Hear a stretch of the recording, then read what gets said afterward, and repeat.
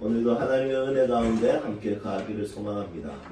우리 1월은 우리 예배에 대해서 함께 살펴보는데, 오늘은 하나님의 음성을 우리가 음성이 어떻게 반응해야 되는지, 또 그분의 음성을 듣는 부분에 대해서 함께 살펴보도록 하겠습니다. 여러분, 감각 중에 가장 중요한 감각이 무엇입니까? 시각입니까? 청각입니까? 미각입니까? 우리 민지 자매님 같은 경우는 미각 같은데, 여러분들 어떤 감각인지 잘 모르겠습니다. 상황에 따라 다를 것입니다. 음악을 들을 때는 청각이 중요하고, 음식을 먹을 때는 미각. 요즘은 음식 먹을 때 미각뿐만 아니라 또 시각도 중요하더라고요. 또 운전할 때는 시각과 청각이 중요합니다. 자, 그렇다면 하나님의 사람에게는 어떤 감각이 필요할까요? 하나님의 사람들에게 필요한 것은 하나님의 음성을 들을 수 있는, 하나님의 뜻을 알 수 있는, 하나님의 마음을 이해할 수 있는 영적 감각이 하나님의 사람들에게 필요한 것입니다. 하나님은 영이시기 때문에 육의 감각이 아무리 뛰어나다 하더라도 하나님의 마음과 뜻을 알 수 없습니다. 하나님의 사람은 영적 감각으로 하나님의 마음과 뜻을 알 수 있습니다. 목사님, 저는 원래 둔한 사람인데, 그렇다면 저처럼 둔한 사람은 하나님의 마음과 뜻을 알 수 없는 것인가요? 하지만 이런 부분에 있어서는 둔하고 예민하고 이런 문제가 아닙니다. 하나님은 자신의 뜻을 우리에게 보여주고 자신의 마음을 우리에게 보여주기 위해서 예수 그리스도를 이 땅에 보내셨고, 그분을 믿는 자들은, 모든 자들이 천국과 함께 하나님과의 화목이 회복되었어요. 화목이 회복되었다는 것은 그분의 음성과 그분의 뜻과 그분의 마음을 이해할 수 있는 영적 감각이 살아났다는 거예요. 원래는 죄로 인해서 영적 감각이 죽어서 그분이 아무리 말씀해도 그분의 말씀을 들을 수 없어요. 그분의 뜻을 아무리 알려고 해도 알 수가 없어요. 철학을 한다든지 사상을 한다든지 과학이라든지 의학이라든지 이런 것으로는 그분의 마음을 아무도 알 수 없어요. 하지만 아무리 둔한 사람이라도, 아무리 부족한 사람이라도, 아무리 지성이 없는 사람이라도 예수 그리스도를 믿고 있는 사람이라면, 예수님을 아는 사람이라면, 예수 그리스도께서 나의 죄를 모든 것을 해결하셨다는 것을 믿는 사람은 누구든지 영적 감각이 살아나서 화목된 하나님과 함께 하나님의 마음과 뜻과 하나님의 모든 것을 이해할 수 있는 은혜를 누릴 수 있다는 것입니다. 저는 오늘 이 예배를 통해서 여러분들이 인식해야 될 것은 영적 감각의 회복이 아니라, 영적 감각이 이미 예수 그리스도 안에서 회복되었기 때문에 이 감각의 민감함이, 오늘 이 예배를 통해서 여러분들이 민감함이 다시 한 번 더 일어났으면 좋겠습니다. 그래서 그분 영적 감각을 가지고 예수 그리스도 안에서 하나님의 음성을 듣는 기쁨, 하나님의 뜻을 알아가는 기쁨, 하나님의 마음을 이해하고 그 마음에 순종할 수 있는 그 놀라운 은혜를 누릴 수 있기를 주님의 이름으로 축복합니다. 마태복음 11장에는 예수님이 이 시대에 대해서 비유를 하나 합니다. 그 비유를 뭘 하냐면 어린아이들의 놀이를 가지고 비유합니다. 어린아이들이 그 당시에 어떤 놀이를 했냐면 두 가지 대표적인 놀이를 했는데, 하나는 결혼 놀이를 하고 하나는 장례 놀이를 했습니다. 결혼 놀이는 뭡니까? 네가 신랑하고 내가 신부하고, 그리고 너희들이 하객하고 우리가 들어가면 다 같이 한 명이 특송하고 피리 불며 다 같이 춤추고 박수치고 이렇게 하는 게 결혼 놀이에요. 그렇다면 장례 놀이는 무엇입니까? 예, 네가 죽었고 그리고 옆에서 어이구 하면 다 같이 울어주는, 이게 장례 놀이. 여러분, 어린아이들이 독특한 놀이하죠, 이 유대인들은. 그래서 결혼과 장례를 굉장히 소중하게 여긴 어떤 유대인의 풍습들이 보일 수 있습니다. 어린아이들의 놀이를 통해서. 그런데 그 시대에 대해서 뭐라고 하냐면 피리를 불어도 춤을 추지 아니하며 애곡을 해도 슬퍼하지 아니하는 세대가 바로 그런 시대가 되었다는 것이죠. 감각이 무뎌진 것이죠. 하나님의 마음을 슬퍼하는데 사람들은 포도주를 마시면서 기뻐하는 세대가 되었고, 하나님의 마음은 한 영혼이 돌아오면서 기뻐하는데 그 한 영혼에게 질투하고 혼을 내고 그 영혼을 죄인이라고 말하고 구별시키고 그렇게 하는 것이 그 시대의 모습들이라는 것을 마태복음 11장에서 보여주고 있습니다. 여러분, 만약에 우리의 삶이 이렇게 흘러간다면 얼마나 안타깝겠습니까? 하나님의 이 시대를 보면서 슬퍼하는데 우리는 잘 먹고 잘 살고 우리의 삶에 있어서 만족하며 기뻐하는 거예요. 하나님은 이 시대를 향해서 기뻐하고 있는데, 한 영혼이 돌아오는 것을 기뻐하는데, 교회는 그 한 영혼 때문에 질투하는 거예요. 아이고, 저런 사람이 예수를 믿다니, 아이고, 저런 사람이 천국에 간다니, 이런 말도 안 되는, 그러면서 질투하는 것을 보게 되는 거예요. 여러분, 우리가 영적 감각이 살아나야지 하나님이 슬퍼하는 것을 보고 같이 슬퍼할 수 있고요, 하나님이 기뻐하시는 것을 보면서 같이 기뻐할 수 있는 것입니다. 여러분들이 예수 그리스도 안에서 살아난 그 영적 감각이 오늘 민감해져서 하나님의 눈과 하나님의 귀를 가지고 이 시대를 볼 수 있다면 참 좋을 것 같습니다. 오늘 본문 말씀에서는 바울의 선교팀에 대한 이야기가 다루어지고 있습니다. 바울이 1차 선교 여행에서는 소아시아 지역을 돌았는데 이 영적 대박을 친 거예요. 가는 곳마다 막 복음이 전해지고 막 난리가 난 거예요. 예수가 전해지고 막 교회가 세워지고 끝장이 난 겁니다. 그래서 바울은 두 번째 선교도 소아시아 지역을 조금 더 건강하게 만들어야 되겠다 싶었습니다. 그런데 아무리 복음을 전해도 하나님께서 이것을 허락하지 않는 거예요. 오늘 말씀에 그렇게 기록되어 있습니다. 6절, 성령이 아시아에서 말씀을 전하지 못하게 하시거늘, 이렇게 이야기합니다. 바울은 선한 행위를 합니다. 바울의 선교팀은 복음을 전하는 일에 집중하는데 어떻게 하냐면 성령님께서 그것을 막아버립니다. 그거 하지마, 복음 전하지마, 이런 이해할 수 없는 일들을 성령께서 하신다는 것입니다. 그리고 7절에는 비두니아 지역, 그러니까 이 소아시아 지역의 중남부 지역인데, 그 중남부 지역에 가서 복음을 전하려고 하니까 예수의 영이 허락하지 않았더라, 이렇게 이야기합니다. 성령 하나님이 좀 이상하네요. 예수의 영이 좀 이상하네요. 복음을 전하려고 하니까 복음을 전하지 못하도록 막아버립니다. 그리고 이제 바울은 환상을 보기 시작하죠. 어디서 보냐면 드로아라는 지역에서 봅니다. 우리 수요 성경여행 참석하신 분들은 알겠지만 드로아가 우리가 잘 아는 지역 어디입니까? 예, 용기 있게 트로이. 네. 예, 트로이 하면 생각나는 게 뭡니까? 철마, 목마, 얀마. 네, 목마죠. 네. 트로이 목마로 인해서 이렇게 그 전쟁에서 이긴 사건, 그 유명한 아킬레스 이야기 우리가 잘 알고 있습니다. 그 드로아라는 지역에서 바울이 환상을 보는데, 그 환상이 뭐냐면 소아시아 지역에 그대로 남겨 있지 말고 마게도냐, 유럽 쪽으로 넘어와서, 그 왼쪽 지역으로 넘어와서 복음을 전하라는 환상을 보게 됩니다. 여러분, 의도가 달랐던 거죠.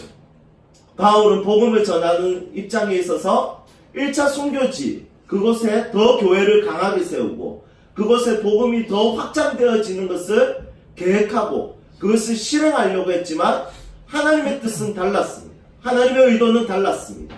하나님의 계획은 달랐다는 것이죠. 하나님의 계획은 소아시아가 아니라 복음의 조금 더 넓은 확장성을 기대했습니다. 그래서 유럽 쪽으로 넘어와서 복음을 전하기를 원했다는 것입니다. 사랑하는 여러분, 우리의 계획이 아무리 선해도 하나님께서 그 계획을 이루지 못하게 할 때가 있습니다. 우리의 뜻이 아무리 아름답고 아무리 멋져도 종종 우리의 길이 막힐 때가 있습니다. 여러분, 그럴 때는 참 하나님이 원망스럽습니다. 하나님, 나 때문에 이거 하는 줄 아세요? 내가 하나님 때문에 이거 결정한 거 아니에요.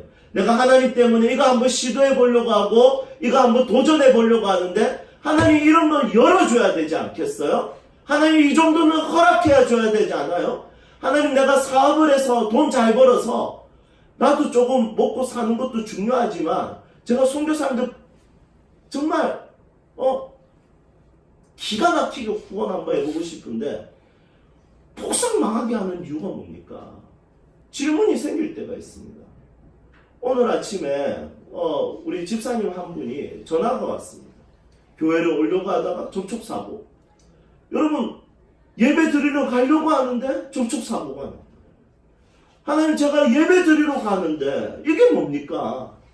여러분, 저도 그 통화를 받으면서 마음이 참, 하나님, 예배 드리러 오는 우리 집사님에게 왜 이런 일을 일어나게 합니까? 이런 궁금증이 생깁니다. 저희 이번 주에 우리 김현철 집사님 가정에 독감이 한번 몰아쳤잖아요. 첫날에 우리 하윤이가 독감에 걸려서 제가 경주에서 집회 마치고 바로 병원에 갔습니다. 하윤이 위해서 기도하고 우리 현철 집사님하고 너무 좋아서 막 이야기하고, 그날 밤에 또 집에 돌아오니까 현철 집사님이 애한테 성경 읽어주고 싶다. 어디 읽어주면 되냐고. 그래서 제가 사무엘상 1장에서 3장까지 읽어주면 아이에 대한 이야기가 나온다. 그래서 조금 읽어주고 나니까 집사님 은혜를 너무 많이 받으시고 너무 와, 이 말씀이 나에게 하나님이 주신 말씀 같다고. 그래서 제가 애의 아픔을 통해서 우리의 신앙을 회복시키시는 하나님 영광을 돌립니다 이러는데, 그 다음날 아침에 목사님, 세윤이가 독감이래. 막내가 독감이고 각진아 집사님 아내분이 이제 독감이래. 그 에브리바디 지금 입원해 있지 않습니까? 여러분, 너무 마음이 미치겠더라. 아니, 기도 딱 하면 그냥 깔끔하게 딱 낫고 그 다음날 퇴원하고 이렇게 해야 되는데, 오히려 그 가족이 다 같이 입원하게 돼요. 이런 일들을 경험하는 것을 보게 됩니다. 여러분, 우리의 의도와 하나님의 의도가 다를 때 참 속상할 때가 많이 있습니다. 나는 그래도 하나님의 뜻을 위해서 선한 계획을 하고 선한 일을 이루려고 했는데 참 이게 쉽지 않다는 것을 많이 느낄 때가 있습니다. 하지만 그 일이 진행되지 않더라도 하나님의 뜻이 끝난 것이 아닙니다. 하나님은 더 크고 더 넓고 더 위대한 계획을 가지고 계신다는 것입니다. 수지 선한목자교회를 담임하고 있는 강대영 목사님 설교를 듣는 중에 참 독특한 말씀을 간증을 들었습니다. 어떤 남자가 허리에 병이 걸렸습니다. 남편이죠. 그런데 이 병으로 인해서 휠체어 신세를 지게 되었는데, 그 허리병이 무슨 병인지 정확하게 언급은 안 하는데 죽을 수도 있는 병이었답니다. 그래서 이 남편과 아내 부부가 하나님이 허리를 낫게 해주십시오. 그때부터 매일 기도했답니다. 그런데 한 일주일 정도 기도를 하는데 그때부터 다른 기도가 흘러나왔답니다. 치료해달라는 기도 말고 하나님 말씀해 주십시오. 순종하겠습니다. 이 기도를 하기 시작했답니다. 그런데 어느 날 어떤 권사님을 한 분 딱 만났는데, 이 권사님이 갑자기 사우디아라비아에 대한 선교에 대한 이야기를 하기 시작했는데, 갑자기 이 부부 두 분이 가슴에 불이 확 일어나는 거예요. 야, 하나님께서 그 땅에 자꾸 가라는 마음을 자꾸 주시는 거예요. 그런데 형편을 보십시오. 자기 남편은 지금 휠체어에서 못 일어나고 있고, 그리고 죽을 수도 있는 병인데, 하나님, 사우디아라비아 우리가 가게 되면 우리가 무슨 선교에 도움이 되겠습니까? 이런 질문이 생기는데, 기도할 때마다 계속해서 이 사우디아라비아에 대한 마음이 품어지는 거예요. 그래서 이 두 분이 어떤 결정을 했냐면, 가자, 이렇게 결정. 그리고 우선에는 그 땅에 가서 정탐을 하기 위해서, 가기 위해서 어떻게 할 것인지, 하나님께서 이 선교지에 뭐가 필요할지 보기 위해서 우선 티켓팅해서 사우디아라비아로 넘어갔어요. 그런데 며칠 그곳에서 지내는 중에 남편분이 그냥 벌떡 선 거예요. 그리고 휠체어 그 뒤로 안 탔답니다. 그리고 돌아와서 선교를 준비하고 사우디아라비아 갔다가 선교 활동을 하고 다시 돌아와서 그리고 목회를 시작하셨답니다. 여러분, 어떻게 보면 우리가 생각했을 때는 치료해달라는 것이 목적일 때가 있습니다. 그렇지만 하나님은 자꾸 다른 마음을 주실 때가 있어요. 치료가 중요한 게 아니야. 경제가 중요한 게 아니야. 더 크고 더 넓은 하나님의 마음과 하나님의 뜻을 부어줄 때가 있다는 것이죠. 그때 순종하겠다라는 마음이 있으면 우리는 더 크고 더 놀라운 하나님의 은혜와 하나님의 부르심과 하나님의 그 놀라우신 역사를 경험할 수 있게 된다는 것입니다. 여러분, 오늘 저는 이 자리에서 여러분들에게 질문하고 싶습니다. 여러분들은 하나님의 뜻이 궁금한 사람입니까? 하나님의 마음이 궁금한 사람입니까? 나의 인생과 나의 가정을 향한 하나님의 그 놀라운 계획이 무엇인지 알고 싶어 하는 사람인지 저는 오늘 이 자리에서 질문 드리고 싶습니다. 아니면 그냥 내가 계획하고 있는 거, 내가 살아가고 싶어 하는 거, 거기에 대해서 하나님께서 조금 도와주시고 하나님의 마음과 뜻과는 상관없이 내가 하는 일 조금 도와줬으면 좋겠다. 겨우 그 정도의 신앙생활을 하고 있는지 모르겠습니다. 여러분, 오늘 이 시간 여러분들의 신앙에 있어서 다시 한 번 더 점검해 봤으면 좋겠습니다. 내가 하는 일에 있어서 조금 더 도와주는 하나님이 아니라 내 삶의 주인, 내 삶을 다스리시는 하나님, 내 삶을 통치하시는 하나님, 우리의 가정을 인도하시는 하나님, 내가 가지고 있는 상식과 내가 가지고 있는 경험과 내가 가지고 있는 계획을 뛰어넘어서 내 삶을 인도하시는 그 하나님, 그 뜻에 관심을 가지고 집중하는 그런 신앙의 형태가 우리에게 필요하다 싶습니다. 그래서 오늘 말씀 10절에 보면 이렇게 이야기하고 있습니다. 10절 말씀 함께 읽어보겠습니다. 바울이 그 환상을 보았을 때 우리가 곧 마게도냐로 떠나기를 힘쓰니 이는 하나님이 저 사람들에게 복음을 전하라고 우리를 부르신 줄로 인정함이로라. 아멘. 여러분, 환상을 보고 그리고 그대로 이제는 인정해버립니다. 하나님께서 이 땅을 떠나서 마게도냐로 가서 유럽으로 가서 복음을 전하라는 것이라는 것을 인정하고 어떻게 행동합니까? 곧이라는 단어를 사용합니다. 곧이라는 단어를 사용해서 떠나기를 어떻게 한다고요? 힘쓰니 이렇게 이야기해요. 여러분, 힘쓴다는 것은 쉽지 않다는 거죠. 여러분, 아시아에서 유럽으로 넘어가는 그 길이 굉장히 짧은 길이지만 쉽지 않다는 것을 보여주고 있습니다. 하지만 이들은 즉각적 순종을 하고 그리고 즉각적으로 자신의 모든 것을 심혈을 기울여서 마게도냐로 넘어가려고 하고 있습니다. 여러분, 오늘 이 말씀을 통해서 우리가 한번 돌아가야 될 것 같습니다. 하나님의 뜻이 있다는 것을 인정할 수 있는 영적 민감함이 필요합니다. 하나님의 계획이 있다는 것을 인정할 수 있는 마음의 영적 넉넉함이 필요하다는 것입니다. 이거 하나 막혔다고 절망하는 것이 아니라 하나님의 계획은 여전히 있다는 것을 신뢰하고 하나님의 뜻은 무엇입니까? 하나님의 마음은 무엇입니까? 물어보는 그런 신앙의 자세가 우리에게 필요한 것 같습니다. 이제 말씀을 정리하겠습니다. 이 이야기로 오늘 말씀을 정리하고 싶습니다. 여러분, 송솔나무라는 이 플룻 연주자를 알고 있습니까? 플루티스트. 한번 그 송솔나무의 그 북에서의 기도라는 그 아이리시 휘슬로 부른 그 곡이 있는데 제가 정말 즐겨 듣던 곡이었습니다. 이 사람은 줄리어드 음대를 졸업했고요. 그리고 정말 천재 플룻 연주자입니다. 드라마에서는 이 허준, 이산, 동희 여기서 나오는 OST가 그 송솔나무가 불렀던 곡입니다. 이 천재적이니까 어떤 한 기획사에서 이 사람에게 계약을 요청했습니다. 어떤 계약이냐면 내가 당신과 함께 온 세계에 이 연주를 할 수 있게 하겠다. 왜냐, 이 사람은 이미 링컨 홀이라든지 어떤 카네기 홀에서 이미 연주를 한 사람이에요. 송솔나무는. 그러니까 이 기획사 사장은 이 사람을 통해서 온 세상을 다니면서 이 기획사를 좀 확장시키기를 원했던 거죠. 그래서 계약을 딱 하려고 했는데 이 사장과 직원이 같이 이 송솔나무를 찾아갔어요. 그래서 계약을 딱 하려고 했는데 3년을 계약을 하는데 그 계약금이 얼마냐면 3억. 뭐 별로 놀라진 않네요. 뭐 3억 끔값이니까 3억을 딱 요구가 됐는데 여러분 3억뿐만 아니라 이제는 공연을 하고 나면 거기에 대한 수익금에 또 몇 퍼센트 떼고 막 이런 게 있겠죠.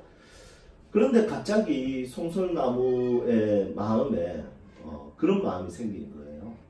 하나님께서 자꾸 그 사장님에게 복음을 전하라는 거, 그 계약서를 쓰고 있는데, 그래서 이제 이 송솔나무가 이거 너무 뜬금없이 복음을 전하는 거 아닌가 이런 생각이 들었답니다. 그런데 이제 계약을 딱 하기 전에 이제 자꾸 그런 마음이 드니까 이 송솔나무가 이제 혹시 교회를 다니십니까? 그렇게 사장님에게 물었어요. 그랬더니 이 사장님이 난 안 다니고 여기 있는 직원은 너무 열심히 다닌다고 이러는 거예요. 그랬더니 이 직원이 내가 우리 사장님 정말 존도하고 싶은데 쉽지 않은 사람이다. 그래 이야기를 하더라고요. 그래서 송솔나무가 뭐라고 했냐면 이분이 내가 계약금 3억을 받지 않겠다. 대신 6개월 동안 교회 가서 예배드리고 성경 공부하면 내가 이 3억 없이 내가 공연을 뛰겠다. 이랬던 거예요. 그랬더니 이 사람이 아니 굳이 왜 이렇게 하냐고 이러니까 나는 3억이 중요한 게 아니라 한 영혼이 하나님께로 돌아가는 것이 중요하고 지금 하나님께서 내 마음에 사장님에게 복음을 전하라는 강력한 마음을 주셨다. 그래서 나에게 3억이 중요하지 않다. 나는 하늘의 상급이 더 크다. 이렇게 이야기를 한 거예요. 그랬더니 그 옆에 있는 직원이 막 눈물을 막 흘리면서 3억이 답이었네요. 그렇게 이 대화의 장소가 이루어졌고 결국에는 그분이 그 사장님이 예수님을 믿기 시작하고 그 가정이 복음화가 되었다. 여러분 3억을 포기하고 3억을 가지고 이런 문제가 아니라 이분이 참 존경스러운 것은 참 이 간증을 들으면서 마음에 감동이 됐던 것은 하나님이 주시는 마음에 민감하게 반응했다. 여러분 우리가 길을 가다가 하나님 주시는 마음이 있어요. 성경을 읽다가 하나님이 주시는 마음이 있어요. 기도하는 가운데 하나님이 주시는 마음이 분명히 있어요. 아이를 돌보다 보면 하나님이 주시는 마음이 있어요. 남편과 아내가 둘이 싸우고 나서 끝이 나는 게 아니라 그 뒤에 하나님이 주시는 마음이 반드시 있어요. 그리고 남편이 직장생활 하다 보면 하나님이 주시는 마음이 있어요. 아내가 집안일을 돌보고 직장을 다니다 보면 하나님이 주시는 마음이 반드시 있어요. 하나님의 사람은 영적 감각을 가지고 하나님이 주시는 그 마음을 알려고 하는 열정과 기대와 그리고 소망을 가지고 사는 자들이 하나님의 사람이라는 것입니다. 여러분 어떻습니까? 요 근래 하나님이 주시는 마음이 있습니까?